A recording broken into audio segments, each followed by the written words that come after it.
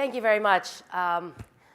Some of you may know me, some of you may not know me, but 20 years ago, I would never have predicted I would be standing here on this stage talking to you about what I'm going to talk about.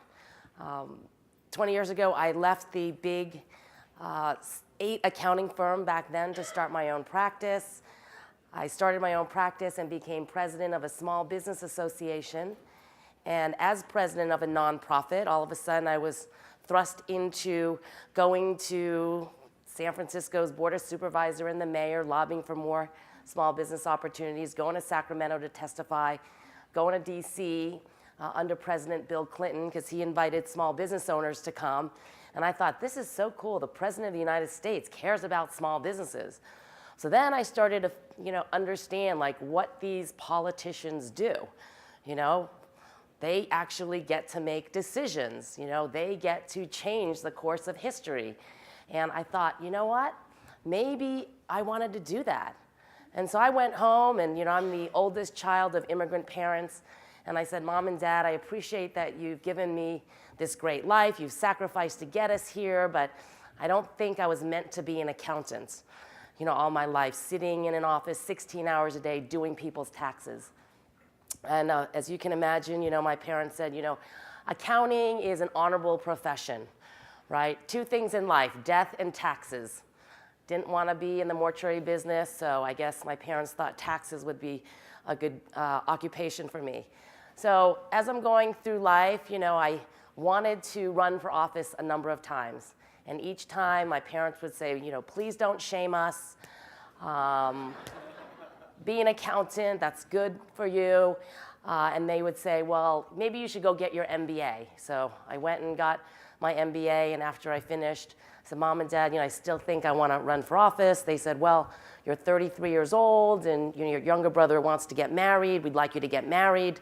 So I got married, and I'm 35 years old, and I said, Mom and Dad, I'd really like you to bless me and let me try. I'd really want to run for office. And so my parents rolled their eyes, and they said, fine, if you want to throw your life away, go ahead. We're moving to Las Vegas. And they left, and I was able to run for the San Francisco Board of Supervisors. So that was in 2002.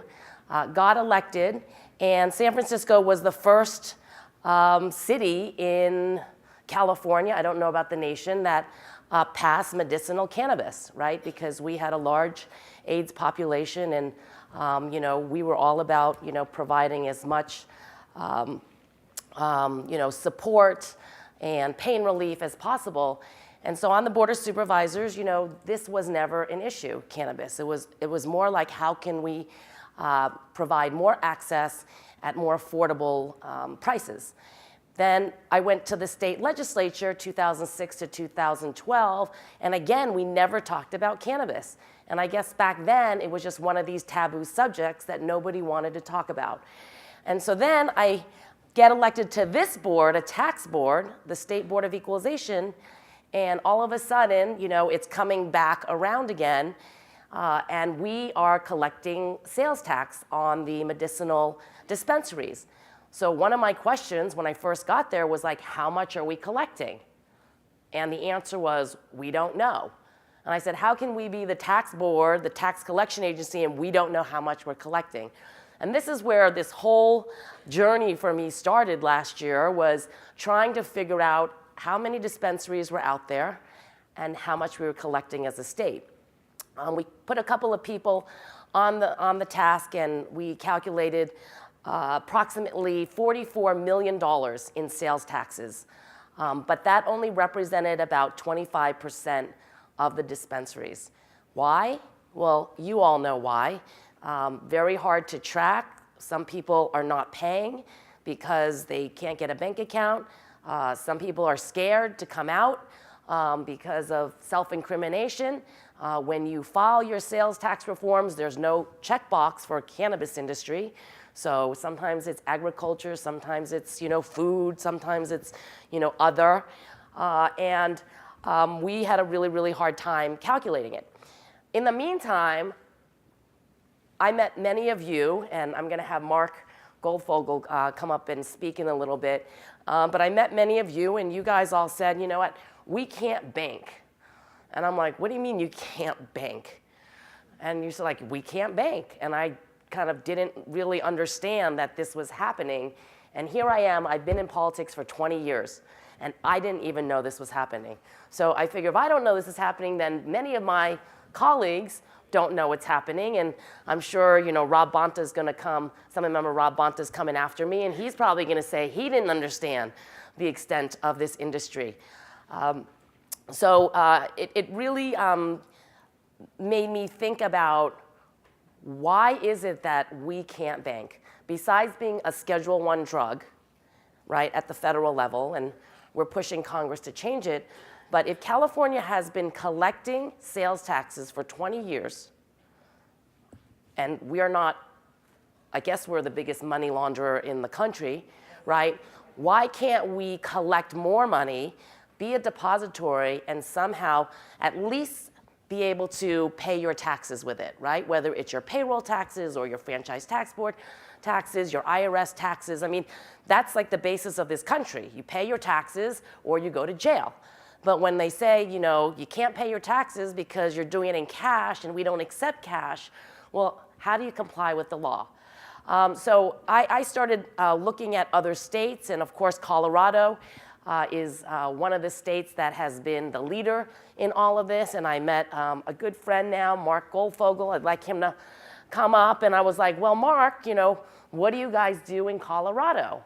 And he said, well, in Colorado, 75% of the industry is banked.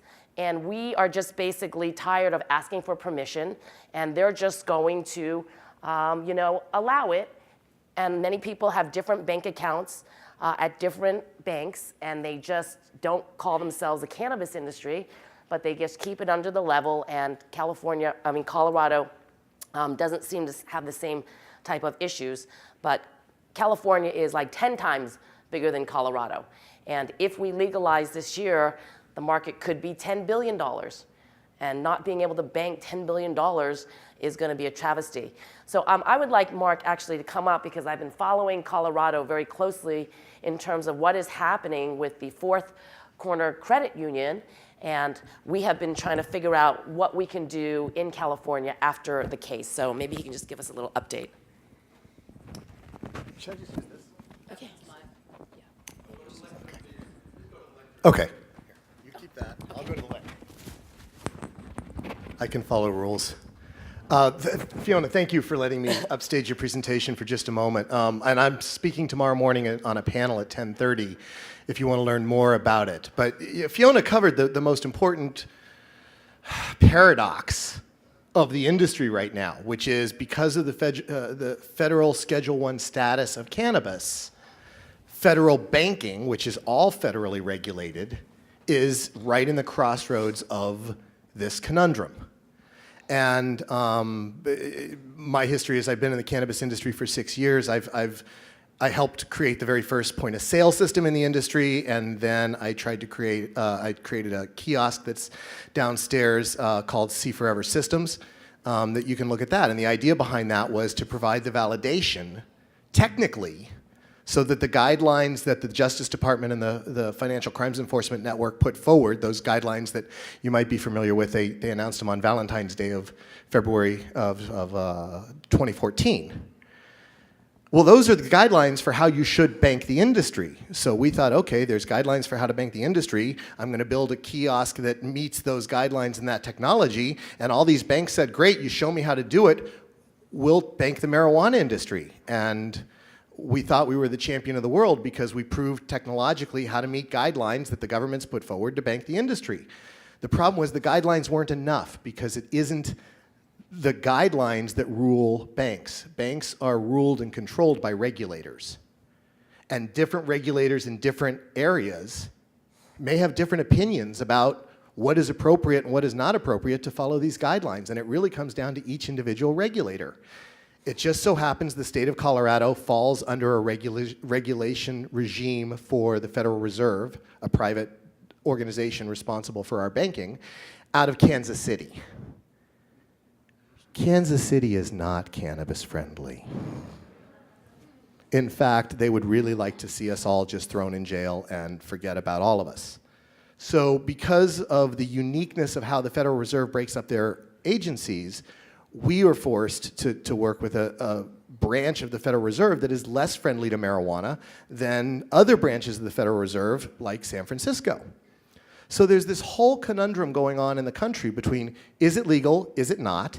Here are the guidelines to bank it, but the guidelines are not validated as what's called safe harbor for banks to be protected from potential money laundering.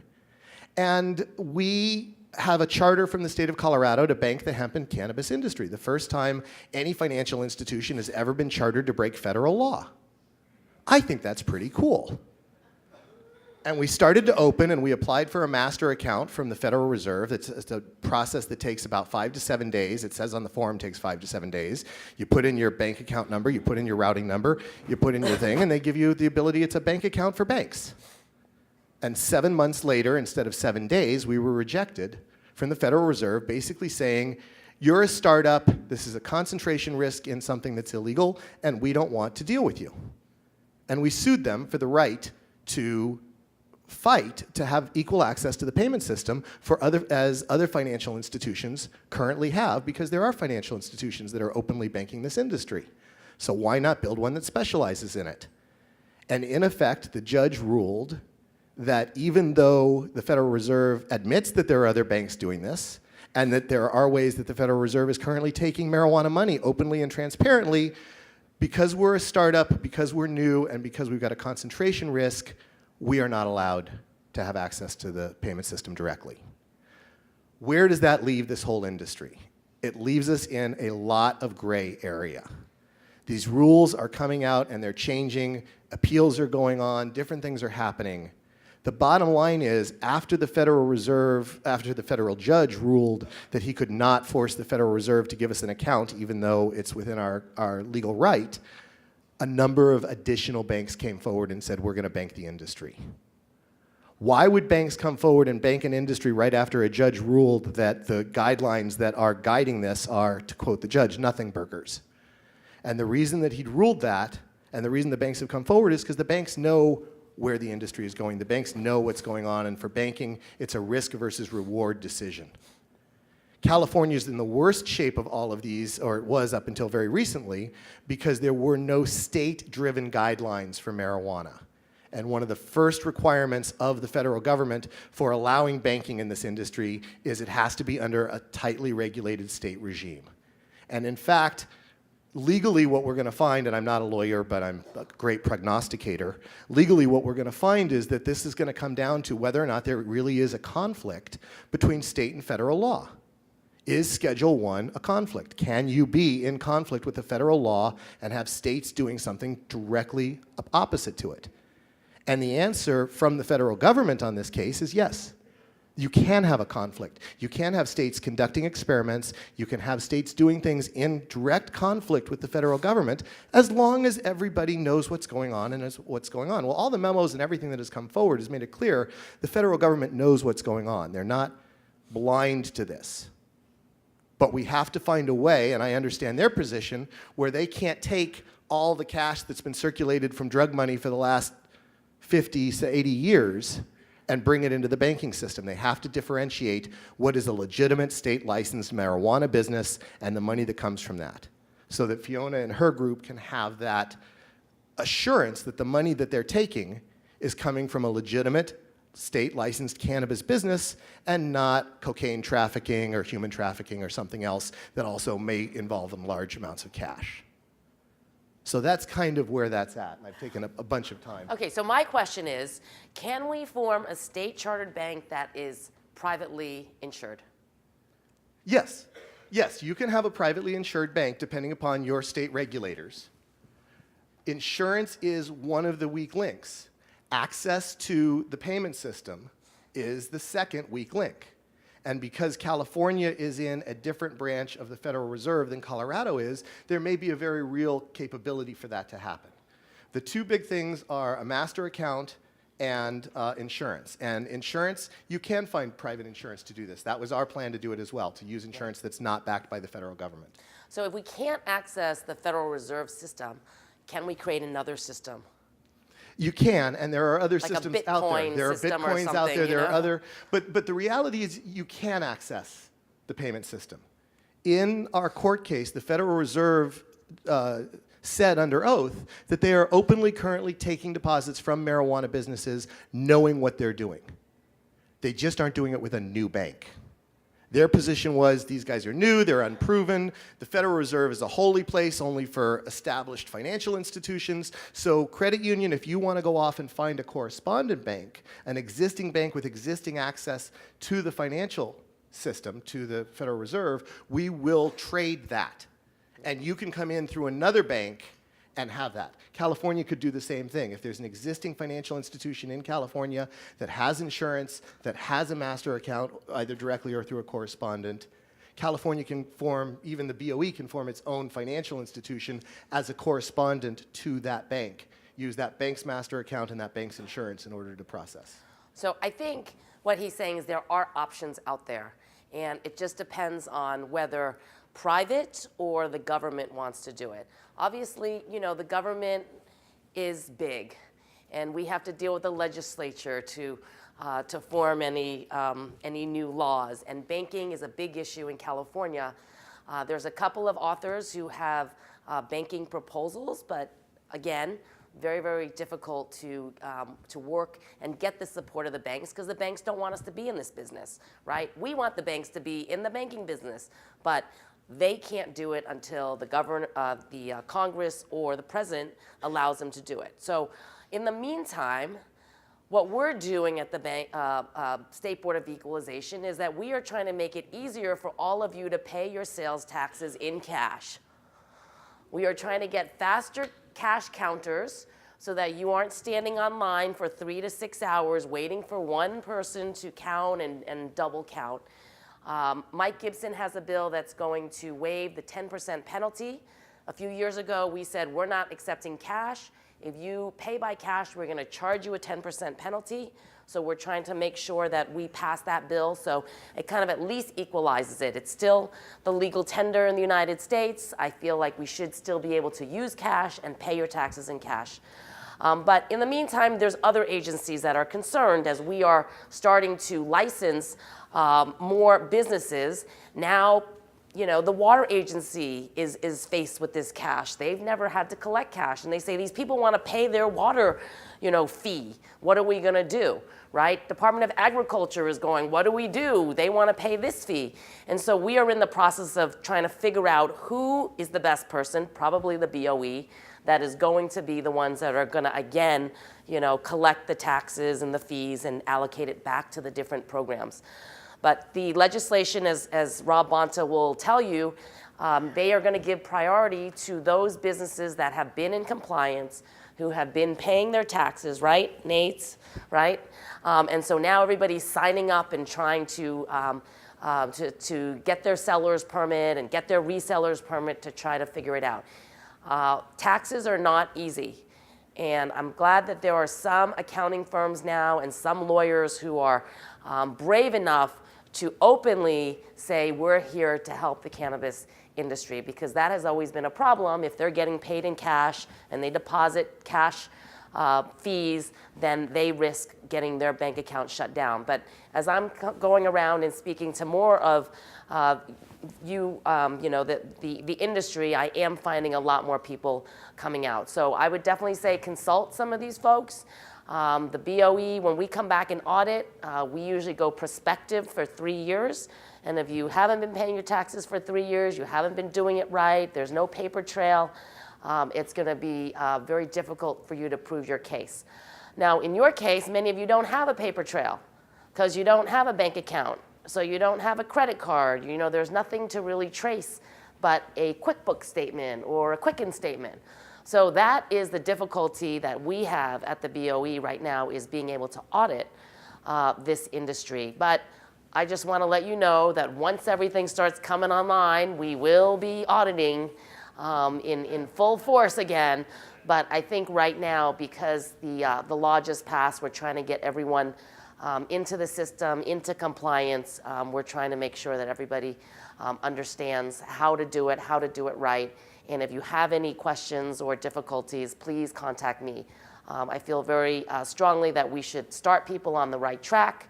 And we offer free consultation services as well once you start up your business, and free seminars. And if you guys are interested, we can always bring specific tax people up here just to let you know what it is you need to do to stay compliant. So I don't know, Mark, what else can we talk about for banking? I've got one more plug for Fiona while she gave me the mic and she doesn't know I'm going to do this. Anybody who's operating, we call them MRBs, marijuana-related businesses. That's the legal term that we're all throwing around these. That's somebody that touches the marijuana plant. If you've been doing that in California since 1996, was that one? 1996, when Prop 215 passed. The basic rule that you operated under in the state was don't get caught. It was a big game of whack-a-mole. It didn't matter whether you had the right licensing or the wrong licensing or the right friends or the wrong friends. If you got enough attention, somebody came along and hassled you until you closed down. There's a new world, and this brave, amazing woman to my right is leading that world of saying, guess what? You're not a criminal. Don't get caught is not what we're after. We're after transparency. We're after compliance. You can say, how can I be compliant? It's illegal. I can't keep these records. I can go to jail for them. You can also go to jail for not having them. When in doubt, keep good records. When in doubt, pay your taxes. When in doubt, have a great relationship with your government officials, because it's the only way this industry is going to legitimize. Yeah, and I do see a lot of, you know, the elected officials in the legislature are more positive now. You know, they are talking about it. They do want to work with the industry. It's not like, you know, it's not my problem. It's, you know, it's someone else's, because it's here. It's here, it's growing, it's not going away. So why don't we figure out how to all work together? Yeah, any questions? Okay. Mark. Yeah, two questions. First one is, isn't it a little hypocritical of the banking industry, the feds, when you've got, let's say, a company like GW Pharmaceuticals, where the major holders on the inside are companies like Bank of America, Mellon Bank, Federated Funds. They're all investing in there, even though they're federally charged here in the United States.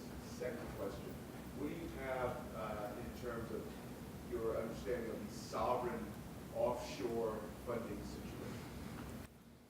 That's why I have you here, because I can't answer those questions. So I'll paraphrase both questions in case people didn't hear them. The first one is, isn't it a little hypocritical that we're in this situation that the Federal Reserve, on one hand, is denying a small startup with a state license to bank the business access, while at the same time GW Pharmaceutical and plenty of big banks, and in fact the state of California, banks with marijuana money. The money laundering is going on by definition all over the country to the extent of billions and billions. Isn't it hypocritical? The answer is absolutely it's hypocritical, and that's a quote directly from the judge that ruled on our case. This is absolutely untenable, hypocritical, and has to change.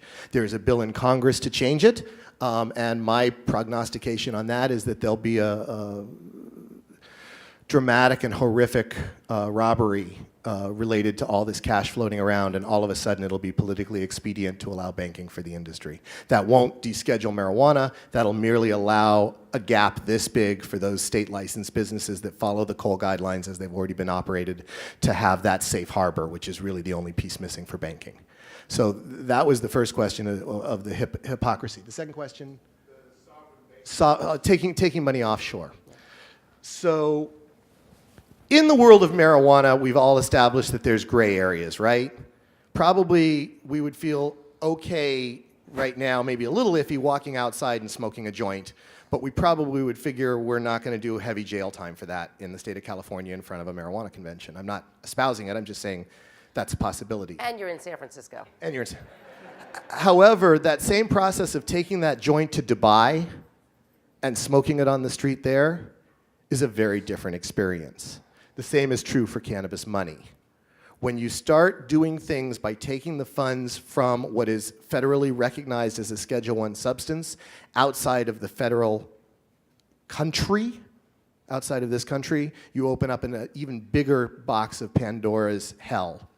for offshore trading, and it's why I don't believe that going offshore with this money is the way to do it. There are some interesting things with Bitcoin and that stuff that can be kind of workaround, but really transparency, in my opinion, is the way that this is going to go, even though the transparency is incriminating. Realize that the first point of sale system that I built 6 years ago was 100% incriminating and nobody wanted it, right? And now it's in a third or more of the dispensaries in the United States. So yes, yes, and yes. Yes, it's hypocritical. The other thing to note is that the Federal Reserve is not an agency of the federal government, despite the fact that they both have the same first name. The Federal Reserve is a private agency. We chartered it by the federal government in order to have a separation of banking and state, not dissimilar to our ideal of separating church and state. It's not for bad reason, but the Federal Reserve is a banking organization and a for-profit organization. It is not an arm of the federal government. So they're just trying to keep their charter and not get in bad stead with the federal government, who has also called it Schedule I. They have no trouble taking the money. They're taking the money now. They just don't want to be the ones responsible for ending cannabis prohibition. Yeah, and so in the BOE's case, we can take the money in our offices and deposit it, it's considered commingled funds when we deposit it into one of the major banks. So I said, why can't folks just go to the major bank and deposit it into their account? Well, no, that's illegal. But they can deposit into our account. So I have tried all sorts of ways, brought in all these experts. So I said, okay, fine, let's expand our services then. Let's have people bring in more money and have more accounts and try to deposit the money. We'll see how that goes. I have one for both of you. One on the seller's permit, right? So as we start, I'm a tax accountant, right? So trying to get at the issue and help people with these issues. One of them is converting these mutual benefit corps to for profit. Do we lose the seller's permit? It's a new entity, and if so, does that lose priority in terms of getting a license? I haven't thought about it because it has to be written into the legislation, but I would assume if they're different entities, different names, you should open up a different seller's permit, because the people who are responsible on the seller's permit, they're going to still stay connected even if you change it to another form. So I would say that's kind of tough to say. Can I get back to you on that? Yeah, I know what you're saying. You don't want to fall out of priority. Yeah.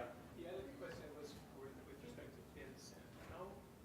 Don't you still need to fill out a CTR report at the bank and still be a part of within that compliance? So how do you work with FinCEN with those guidelines? So the question was, with the guidelines for FinCEN, don't you still have to fill out suspicious activity reports and specific marijuana activity reports? The answer is absolutely yes, you do. That's the point.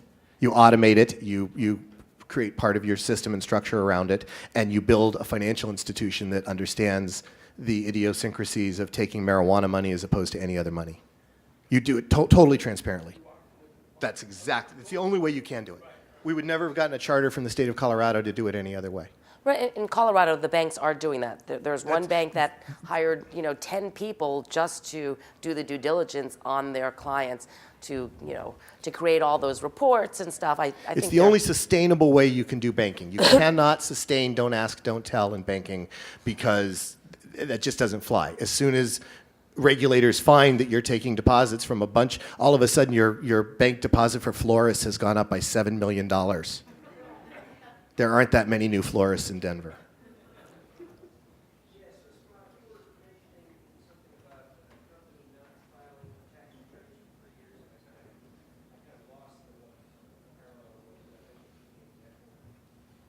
Oh, well, I'm just saying, when we go and audit, if you're not filing correctly your sales tax reports, what we normally do as an agency is we go back 3 years.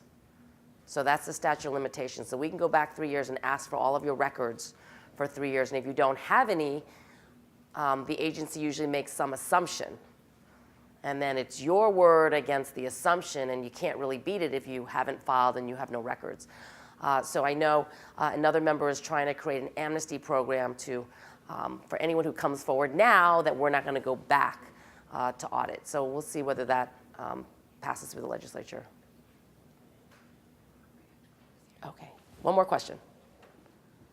First of all, Mark, Fiona. I want to thank you guys for the work that you're doing, especially you, Mark. About a year and a half ago, as a young kid, I actually applied for a job with you because I think the work you're doing is fantastic. Second, when it comes to, what the hell is my question?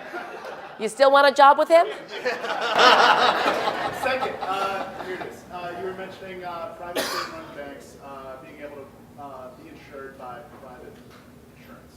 Are there any groups that are currently doing that right now? The second part of that question is, what's your opinion on companies like, for example, hypocrisy doing banking compliance? So that's a two-part segment. Okay, well, I have been looking into companies like that. We did 3 stakeholder meetings through my office. It's on my website, boe.ca.gov.